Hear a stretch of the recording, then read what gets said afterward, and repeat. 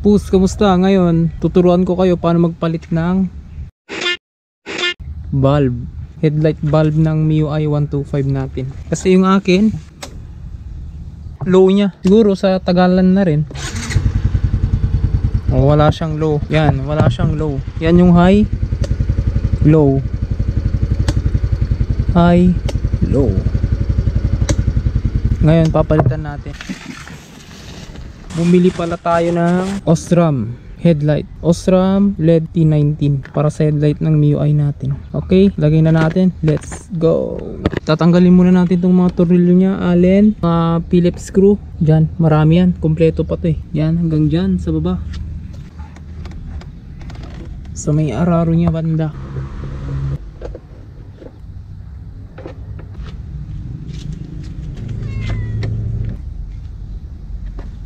Tapos kung natanggal na mga pus, ugutin lang natin to. Ay, maselan tayo mga pus, maselan. Ito nasakit mga pus, tapos dito. Pagkahugot natin pus, doon, pagkahugot natin, ilagay natin sa magandang patungan para hindi magasgasan yung lens. Tapos tanggalin muna natin to.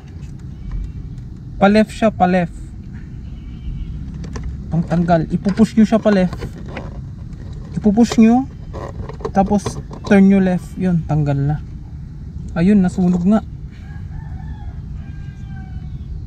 Di ko alam kung nag-autofocus mga pusa, pero sunog siya.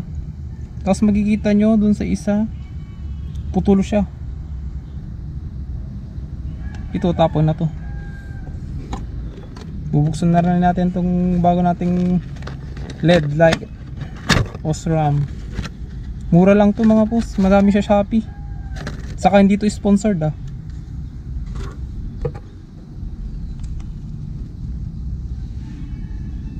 May guide din siya mga pus, yan. Diyan sa, saan siya? Sa taas. Yan yung guide niya sa taas. Ganun lang, easy lang. Tapos ibalik natin yan. Pag babalik nyo, may guide din siya. Makikita mo dun. Ipupush nyo. Pag napush nyo, turn nyo right. Yan, tapos na. Ganun lang kadali magpalit mga pus. Double check nyo na lang.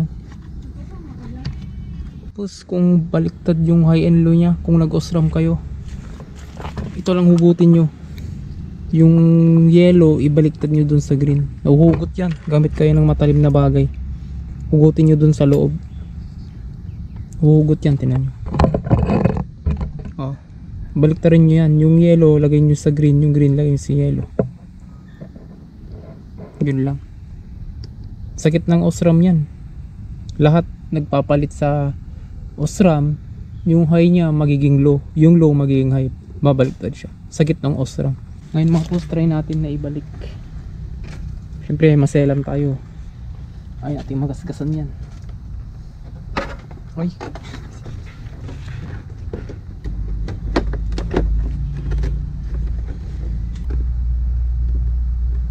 Lagyan muna natin isang tornilyo pus, para tingnan natin kung gagana. Hop, reveal. Oh, gumana na, low beam. Tapos ito yung high. Kunti lang.